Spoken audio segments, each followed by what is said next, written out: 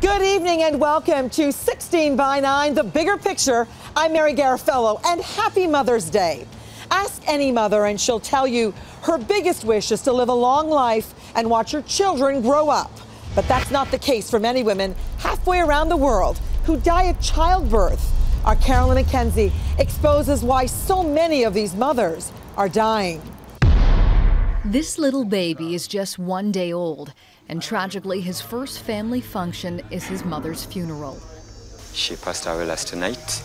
She was giving birth, then she bled to death. The heart-wrenching scene of a newborn at his mother's funeral is one that plays out here all too often. She's 18 years. This is her first pregnancy.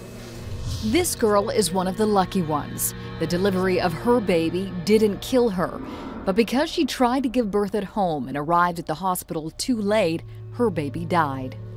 But the life is saved, at least this is good. This is a place where girls must grow up fast. Maternity wards are filled with tragic stories. This teenager was raped by her teacher. She's 16 years. She was in primary 6 and she conceived and just dropped out of school. The reality is giving birth will be the riskiest thing a woman will ever do in Uganda, more deadly than AIDS or any other disease. But sadly, these women's stories are buried with them. 16 by 9 went to Uganda to uncover why so many women die giving life. The answer is simple and sad. Many of these deaths could have been prevented if these women had gone to the hospital in time. But no one knows that here.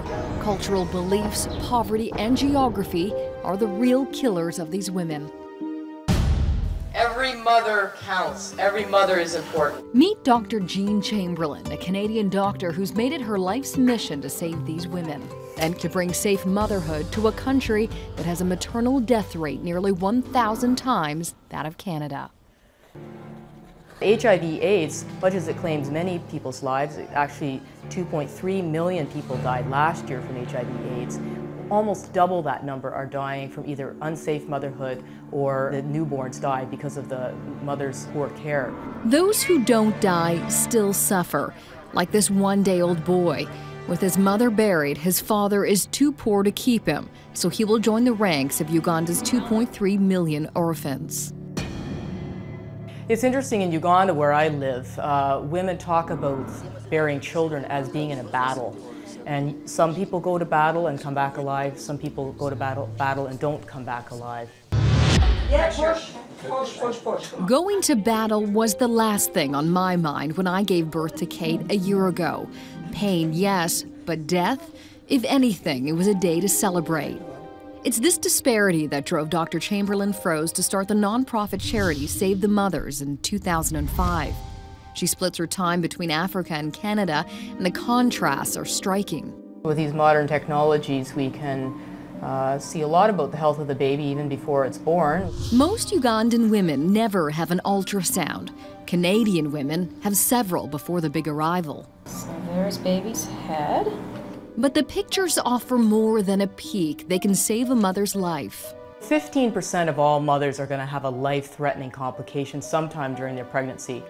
Most Ugandan clinics lack the very basic, something as simple as a cord cutter, or this, a 33-cent vial of oxytocin. This is what prevents bleeding after birth, the leading cause of maternal mortality. This is our heated linen cupboard where we can get warm blankets for mother and baby after delivery. Compare that to this delivery room where women have to bring their own sheets and surgical gloves, even their own nurses, usually a mom or a sister. Still, as overcrowded and ill-equipped as this hospital is, it's a woman's best chance at survival and much better than the alternative. This is where most Ugandan women give birth.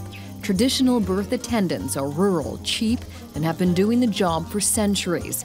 That's part of the reason so many mothers are dying. She's obviously had some training how to give injections, which again is far more than most TBAs, but again, being in a hot place without this medicine being in the fridge, one would wonder about its efficacy. Lack of health resources is one thing, but social traditions can be deadlier for mothers.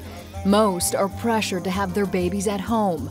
That's why Save the Mother's focus isn't on medicine, but education. The students are Ugandan professionals, politicians, teachers, journalists, and community workers.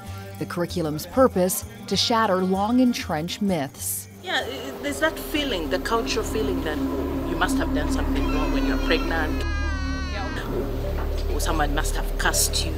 Catherine Mwasigwa is the features editor of Uganda's largest daily, The New Vision. Her eyes were opened after she took the Save the Mothers program. At first I thought it was death like any other death. You can't prevent it if it's to happen. But now I realize that this doesn't happen everywhere in the world. And that's why Dr. Chamberlain Froese is in this fight for the long haul, straddling two very different worlds, two very different realities of what it means to be a mother.